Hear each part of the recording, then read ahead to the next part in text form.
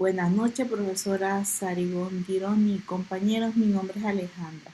Y hoy, en el marco de la unidad 1 de nuestra materia, tengo el placer de exponer un tema claramente maravilloso para todo cinéfilo: la narrativa cinematográfica.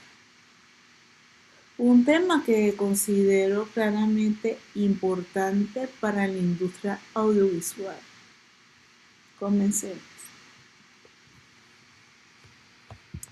Para entender qué es la narrativa visual, tenemos que saber puntos claves. Construcción de una realidad. El tiempo cinematográfico versus el tiempo real. La estructura dramática en la pantalla. Para entender el montaje, primero debemos comprender estos tres ejes o tres figuras clave. Claramente, cuando hablamos de construcción de una realidad, es como el cineasta o el director quiere construir una historia a través de los medios audiovisuales, a través de las cámaras. Y en el segundo caso tenemos cuánto tiempo nos hará hacer este montaje o esta serie de grabaciones de varios planos, y versus cuando lo queremos difundir este material audiovisual. Y la estructura dramática en la pantalla, cómo queremos estructurar esta historia, estructurar la historia del personaje para de alguna u otra forma exponerla ante los espectadores o ante el público. Para entender esto, primero debemos comprender que la narrativa cinematográfica, a diferencia de otros medios de arte como la literatura, el teatro, el cine tiene claramente su propio código para contar historias.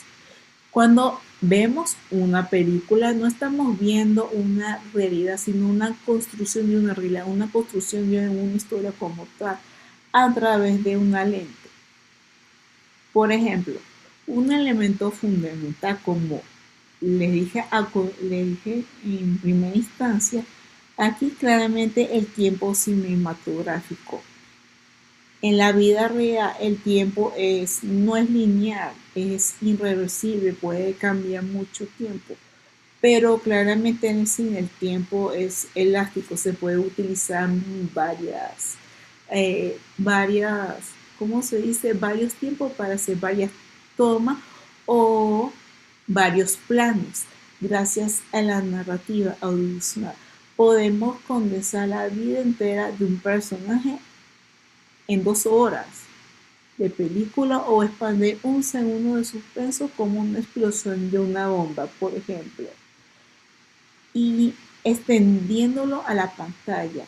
Claramente esto da de una forma una flexibilidad o una facilidad para que el cineasta pueda atrapar el interés del público o del espectador, o la atención del espectador, para construir una estructura dramática sólida. Ahora bien, ¿qué es el montaje? ¿Por qué es considerado como el corazón del cine? Porque gracias al montaje podemos escoger varias escenas, varios planos para darle hilo a esa historia, cómo contar esa historia, cómo adentrarnos cada personaje durante la grabación. Ahora bien, ¿cómo se logra moldear ese tiempo y ese espacio? Se van a preguntar. Y claramente la respuesta es a través del montaje, como les dije anteriormente. El montaje es la selección y ordenación y combinación de planos que fueron grabados durante el rodaje en sí de la película o de la serie. Muchos teóricos coinciden que el montaje es el puro lenguaje del cine. ¿Por qué? Porque su esencia, el director puede grabar varias escenas maravillosas, pero es en la sala de edición donde se decide cómo se quiere contar la historia o el ritmo como tal. Si los planos son cortos, vamos a generar tensión o una acción. Si son largos, invitamos a la contemplación, al drama. El montaje clásico busca ser invisible, es decir, que el espectador se sumerja tanto en la historia que no note los cortos entre cámara y otra.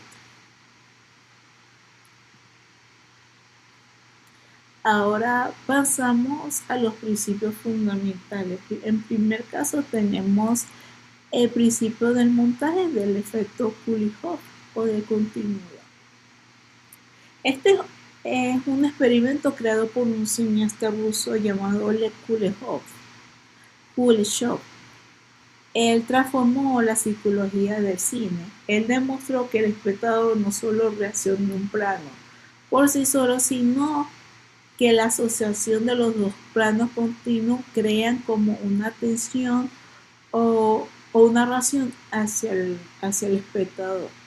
Por ejemplo, si mostramos el rostro inexpresivo de un actor y luego un plato de sopa, el público tiende a pensar, tiene hambre. Pero si mostramos el mismo rostro seguido de un ataúd, el público interpreta, alguien se murió y el personaje siente una tristeza. Esto demuestra que el montaje genera un significado completamente nuevo en la mente de nuestro espectador. Y el otro principio que tenemos es el rasgo o de continuidad. Como comunicadores, debemos velar por la coherencia visual, que esos planos o esas grabaciones tengan sentido en la historia o en el ritmo de la historia y en el hilo de la historia. Si un personaje mira hacia la derecha en un plano, el siguiente plano, la cámara debe respetar esa misma dirección. El rasgo cuida que la luz y la posición del objeto y los movimientos tengan claramente una lógica, evitando que el espectador se confunda y se salga de la magia de la historia. Y claramente también tenemos el principio de coherencia visual narrativa. ¿Por qué?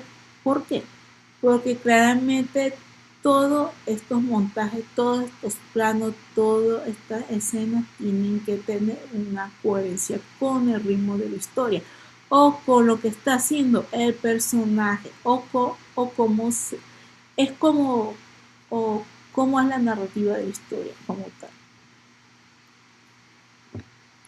Ahora, claramente como todos los montajes tienen tipos y tienen impacto.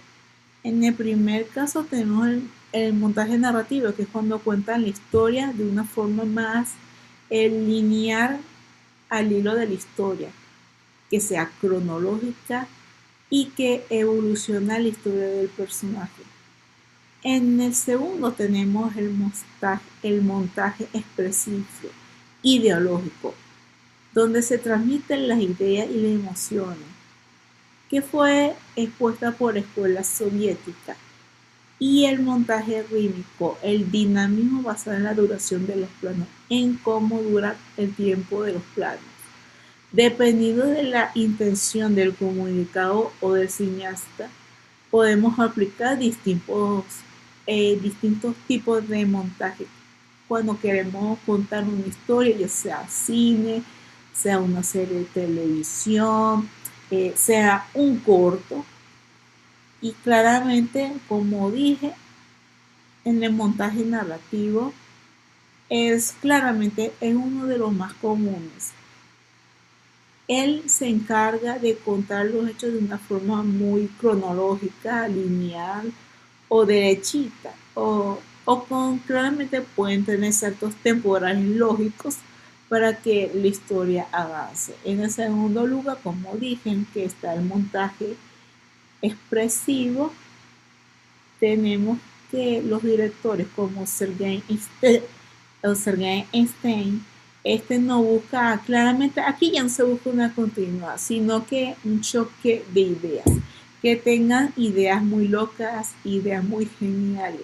Si editamos la imagen de una manifestación obrera junto a la imagen de un matadero de ganado, estamos transmitiendo una crítica social. sin necesidad de palabras. Y podemos ver que hay muchas películas en tiempos atrás o en nuestros tiempos que claramente utilizan ese tipo de montaje para hacer una crítica o ser una satírica. Si mal no me equivoco, creo que la película de Barbie utilizó claramente un montaje expresivo porque, sobre todo porque como cuentan la historia a través de Barbie, a través de su visión como muñeca, a través de la visión de la gente de realidad. Y bueno, por último tenemos el montaje rítmico que que se basa en la métrica y la duración de los planos para generar una sensación utilizando escenas de persecución o videoclips musicales. Y una conclusión. Bueno, para concluir, me gustaría destacar una frase muy famosa en el medio audiovisual. El cine se escribe 3 veces. Primero en el guión, luego en el rodaje y finalmente en el montaje. ¿Por qué? Porque si no se cumple estos eh, tres puntos clave, no podemos contar una historia, no podemos crear una película, no podemos crear un corto que nos atraiga, ya que el poder de la edición es un mensaje potente. La manipulación consciente del tiempo y el espacio es fundamental. Claramente el cine se escribe 3 veces.